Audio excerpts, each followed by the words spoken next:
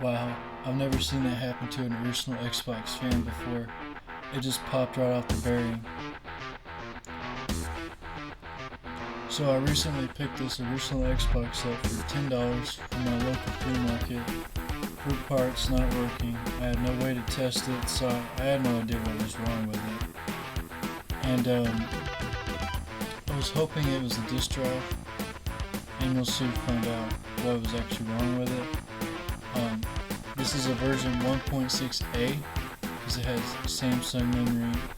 The date code is worn off, so I really can't tell what the date is on it, but looking at the motherboard I have determined it's a 1.6a because the Excalibur chip and the Samsung memory.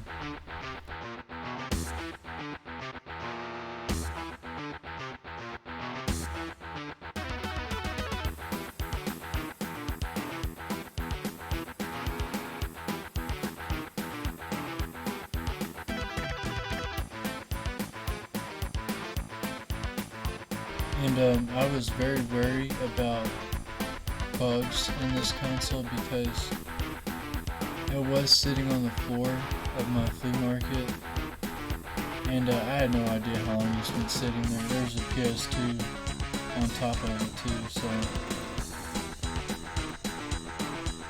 And when I took it off, I was very surprised how clean it was on the inside.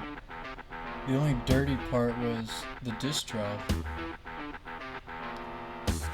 and that didn't take too long to clean up. And tearing it down further, the motherboard had hardly any dust on it either. Same with the hard drive, the CD-ROM, and the power supply. Like, the power supply was remarkably clean. I've never seen a power supply like that before, especially from a console like this. And the only way I could tell it was ever used was the air duct on the bottom of the hard drive cavity had a little bit of dust build up, and the fan. That's it. There was barely any dust build up anywhere else. Recently got this original Xbox from my local flea market for $6. And I haven't cleaned it up yet. As you can see, it's pretty clean on the inside. The only problem is the disk drive. This is the SDG605. Samsung disk drive, they fail all the time. I have a drop-in Hitachi drive I can put in. And then a Seagate hard drive. These are my favorite hard drives to mine. I've only had one fail, and I've had 4 Western Digital hard drives fail. So these are a lot better in terms of quality. And other than that, it's pretty clean. Pretty happy with $6. So with that out of the way, let's get back to the restoration. I'm just cleaning a little bit of dust that's on the motherboard because I don't know what it is, but I'm very OCD about my electronics. They have to be spotless on the inside. And I don't know where I got that habit from, but everything has to be cleaned out every month. Can't have a speck of dust in it or it bother me. So I'm going to take the motherboard out and inspect the bottom of the case because I have taken the motherboard out and that RF shield just looks rough, to say the least. It is very rusty and stuff like that.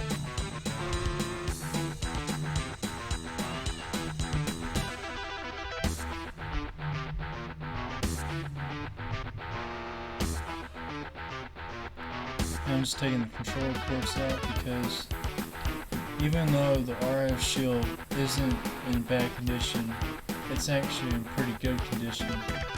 I always chuck them because I don't want them, and it makes modding particularly more difficult because you have to insulate the wires you solder on the bottom because there's so little clearance between the shield and the bottom of the motherboard that it'll go straight to ground.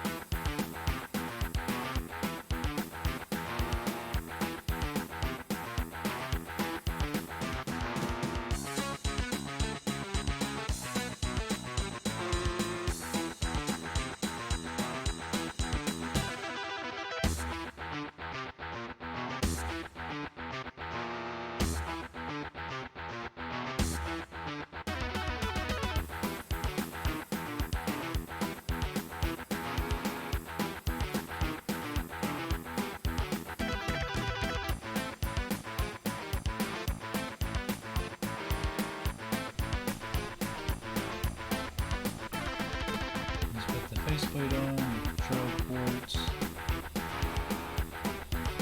These controller ports look pristine. I've seen a lot worse. I've seen them to where it looked like the poor thing sat in the pool of water for years on end. It was just full of rust, and I had to replace the controller ports. It was that bad. And I forgot to put that insulating felt in between the power supply and the plastic. Now I noticed that piece of felt gets overlooked, especially when people mod it. They usually don't put it back, but in my experience, I've always kept it in there. And I'm glad I did on one of my Xboxes because it had a Delta power supply in it. And one of the AC 120 lines was starting to arc to ground, and it actually burnt a hole through it. So I'm just glad that was there, because it might have caught the plastic on fire. And I always recommend using that newer cord rather than just a standard figure 8 cable, because it has that extra layer protection. It's almost like a circuit breaker. This is the cord I'm talking about. See, it's got it's basically just a GFCI outlet on it. Whenever it senses a short, it'll trip. If you don't have one, I highly recommend you get one.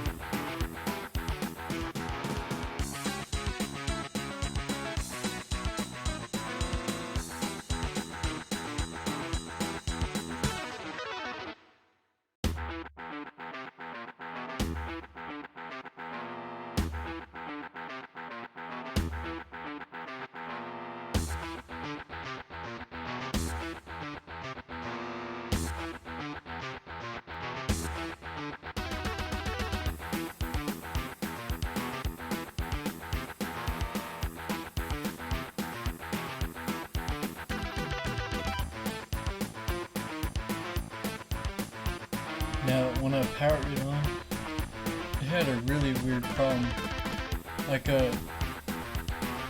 The first 2 power runs, it would power cycle 3 times, just like the BIOS chip not being detected. So I was thinking, oh crap, the Excalibur chip is dead on it. And I turned it off and turned it back on. It did the same thing. But when I got my camera out to film it, it started working again. So I'm not sure what it was. I made a short about it, about weird Xbox errors and stuff. Just overall weird stuff like that.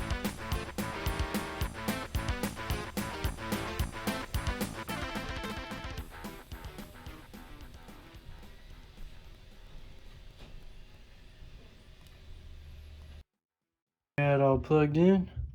Let's verify if it has the problem.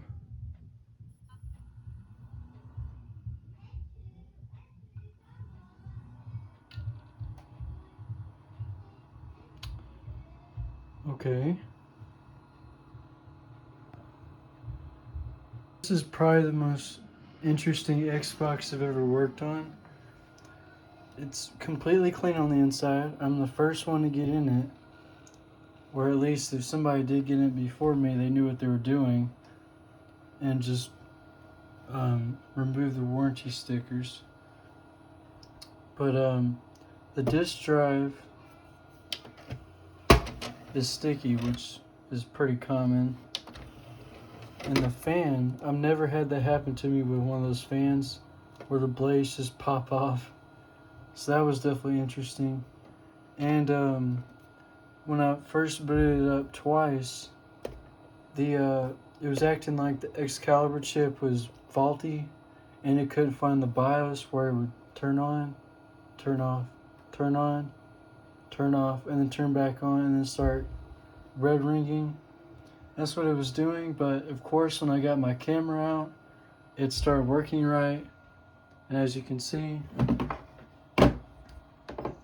the newest save I found on here was from 2010. So they were probably using around 2010, maybe a little later, and they just didn't set the time. But this thing has definitely had a good life. Previous owners definitely took care of it because it was pretty clean on the inside. And now I'm going to test the disk drive to see if it still has the same problem. So I have Halo Combat Evolved. It's not the cleanest thing in the world, but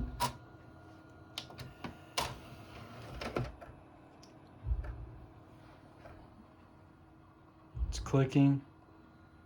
Oh, it didn't even really try. So okay.